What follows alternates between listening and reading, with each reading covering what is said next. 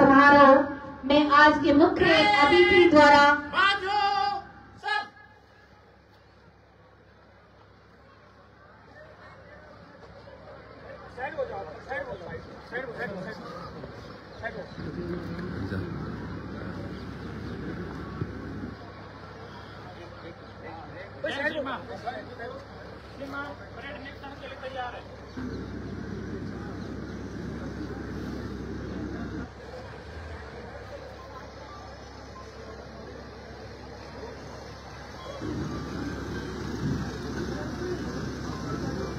आज के मुख्य अतिथि एवं एसडीएम महोदय साहब पारंपरिक वाहन में सवार होकर के परेड निरीक्षण के लिए जाते हुए और ये भार, ये चेतना, ये कर्मठता, ये प्रबलता और जीवन का संघर्ष समेटे आज के मुख्य अतिथि और साथ ही एसडीएम महोदय के सानिध्य में ये जीवन की श्रृंखला देश के प्रति हमारे सबकी ये विचार शैली और उन वीर सपूतों का नमन के भाव लेकर के परेड का निरीक्षण करते हुए आज के मुख्य अतिथि ये इस बात का द्योतक है कि हमें अपने उन शहीदों को याद करना है, उन वीर सपूतों को याद करना है, उन वीर वीरांगनाओं को याद करना है जिन्होंने देश हित में अपना सर्वोच्च न्यौछावर किया। और कहा भी गया है कि जो भरा नहीं है भावों से, बहती जिसमें रसदार नहीं, हृदय नहीं वो पत्थर है, जिसे स्वदेश से प्यार नहीं। विजयी विश्व तिरंगा प्यारा, झंडा ऊंचे रहे हमारा।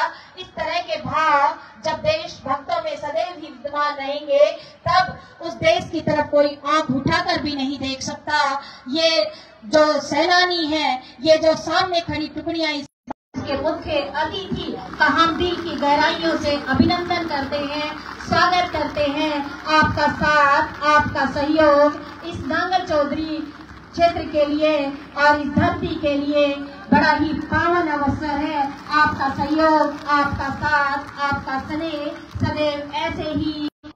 श्री सतीश कुमार फागना जी, माननीय विधायक फरीदाबाद, जिन्होंने अपने कार्यों द्वारा इस समाज से, इस परिवार से और इस धरा से अपना लोहा मनवाया है।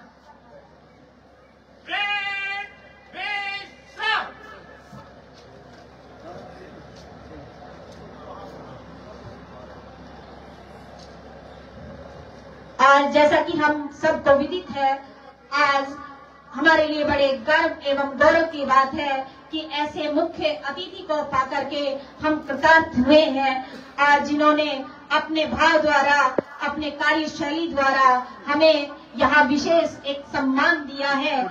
तो भावों और चेतना को मुखरित करते हुए मैं दो लाइनें कहती हूँ कि कंधे पर किसी का हाथ काफी है, कंधे पर किसी का हाथ काफी है और जीवन में किसी का साथ काफी है। दूर हो या पास, इस बात से कोई फर्क नहीं पड़ता। अच्छे और सच्चे रिश्तों का तो केवल एहसास काफी है। यही भाव लेकर आज के मुख्य अतिथि हमारे बीच हैं और ये जनता आपसे रूबरू होना चाहती है, तो मैं बड़े ही आदर व सम्मान के साथ आपको मंच पर आमंत्रित करती हूँ। माननीय विधायक श्री सतीश कुमार फागना जी।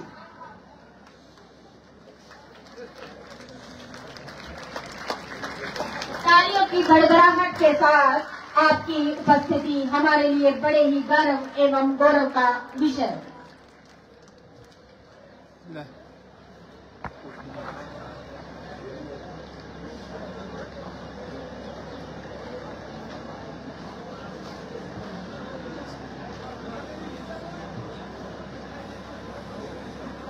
ये क्या कर रहा है?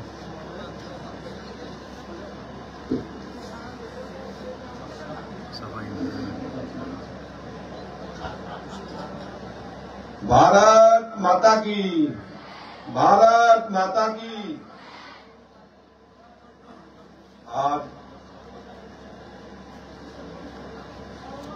वैद्यनाथ चौधरी महिला महाविद्यालय नागर चौधरी के प्रांगण में आज के योग्य स्वतंत्रता सेनानी, उनके परिजन, सम्मानित बुजुर्गों, माताओं, बहनों, नौजवान साथियों, जिला प्रशासन के सभी अधिकारीगण, पत्रकार एवं छायाकार बंधुओं और प्यारे बच्चों, 76वें गणतंत्र दिवस के पावन पर्व पर मैं आप सभी को हार्दिक बधाई और शुभकामनाएं देता हूं। मैं यहां पर उपस्थित सभी स्वतंत्रता सेनानियों का स्वागत एवं अभिनंदन करता हूं। आज मैं स्वतंत्रता संग्राम के अमर सेनानियों को भी नमन करता हूं। उनके अमर बलिदानों से हमें गणतंत्र दिवस मनाने का यह गौरवशाली अवसर प्राप्त हुआ है। 75 वर्ष पहले सन 1950 में आज ही के दिन हमारा संविधान लागू हुआ था। इसी संविधान के कारण हम सभी को समान न्याय, स्वतंत्रता एवं समानता का अधिकार मिला। आज इस अवसर पर मैं बाबा साहेब भीमराव अम्बेडकर सहित संविधान सभा के तमाम सदस्यों को नमन करता हूं, जिनकी बदौलत ही भारत आज विश्व का सबसे बड़ा लोकतंत्र एवं गणराज्य देश कहलाता है।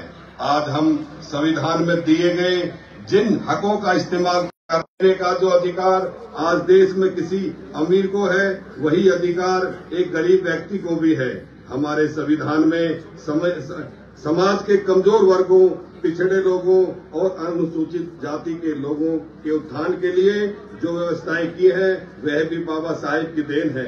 उन्होंने भारत के संविधान का मसौदा तैयार करते समय ऐसे भारत की कल्पना की थी जहां सभी लोग खुश हों, सभी को इंसाफ मिले और सभी को बराबर के हक मिले। यह हमारे लिए सौभाग्य की बात है। आज हम भारत के संविधान का 76वां गणतंत्र महोत्सव मना रहे हैं।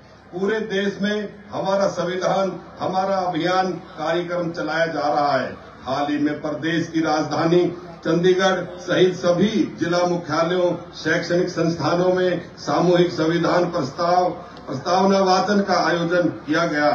पवित्र संविधान के प्रति सरकार की सच्ची आस्था व निष्ठा को दर्शाता है। यह युवा पीढ़ी को संविधान की मूल भावना से अवगत करवाने की एक अनूठी पहल है, जो प्रधानमंत्री श्री नरेंद्र मोदी जी के नेतृत्व में देश की आजादी के बाद पहली बार व्यापक स्तर पर की गई है। आज का यह ऐतिहासिक दिन देशवासियों को एक मजबूत राष्ट्र के रूप में आगे बढ़ाने के लिए साहस व प्रेरणा देता है। इस दिन हम उन महापुरुषों को भी याद करते हैं जिन्होंने भारत को स्वतंत्रता दिलवाने और भारतीय संविधान को लागू करने में महत्वपूर्ण भूमिका निभाई। देश को आजादी दिलाने के लिए राष्ट्रपिता महात्मा गांधी, नेताजी सुभाष चंद्र बोस, लाला लाजपत राय, सरदार वल्लभ भाई पटेल, डॉक्टर राजेंद्र प्रसाद, पंडित दीनदयाल उपाध्याय जैसे महापुरुषों और स्वतंत्रता सेनानियों ने कड़ा संघर्ष किया। शहीद भगत सिंह, राजगुरु सुखदेव, चंद्रशेखर आजाद और उधम सिंह जैसे क्रांतिकारियों के बलिदानों के कारण ही आज हम खुली हवा में सांस ले रहे हैं। हमारे महान स्वतंत्रता सेनानियों ने भारत में पूर्ण स्वराज के लिए एक लंबे समय तक संघर्ष किया। उन्होंने ऐसा इसलिए किया ताकि उनकी आने वाली पीढ़ियां किसी की गुलाम बनकर ना रहें और स्वतंत्र रूप से अपने अधिकारों का निर्वहन कर सके। संकल्प के साथ जन सेवा का दायित्व संभालने वाली वर्तमान सरकार ने प्रधानमंत्री श्री नरेंद्र मोदी जी के सबका साथ सबका विकास और हरियाणा एक हरियाणवी एक के मूल मंत्र पर चलते हुए समस्त हरियाणा और प्रत्येक हरियाणवी की तरक्की उत्थान के लिए निरंतर कार्य किया है। आज हरियाणा की जनता और सरकार के बीच सीधा संपर्क है। हमने प्रशासन में मानव हस्तक्षेप के लिए ई लर्निंग पहल गूगल लाइव के माध्यम से टच स्क्रीन पीडीएफ फाइल आधारित एक्सेस के साथ ई कंटेंट प्लेटफॉर्म और सभी पाठ्यक्रमों के अध्ययन सामग्री उपलब्ध करवाई गई है। वर्ष 2021-22 में उच्च शिक्षा में राज्यवार सकल कुल नामांकन अनुपात 33.3% है। नई शिक्षा नीति का एक लक्ष्य वर्ष 2030 तक उच्चतर शिक्षा में लड़कियों का क्रांतिकारी बदलाव किए हैं। जिस प्रकार परिवार पहचान पत्र के डेटा से विभिन्न योजनाओं का लाभ लोगों को घर बैठे मिल रहा है, उसी प्रकार कृषि क्षेत्र में मेरी फसल मेरा ब्यौरा पोर्टल बनाकर किसान कल्याण की अनेक योजनाओं को इससे जोड़ा गया है। आज खेल जगत में हरियाणा का बड़ा नाम है। हमारे युवा बड़ी उपलब्धियां प्राप्त कर देश प्रदेश का नाम रोशन कर रहे हैं। हमारी सरकार द्वारा मेडल जीतने वाले खिलाड़ियों को नगद पुरस्कार देने के साथ साथ सरकारी नौकरियां भी दी जा रही हैं। अवार्ड पाने वाले खिलाड़ियों को मानदेय भी दिया जा रहा है।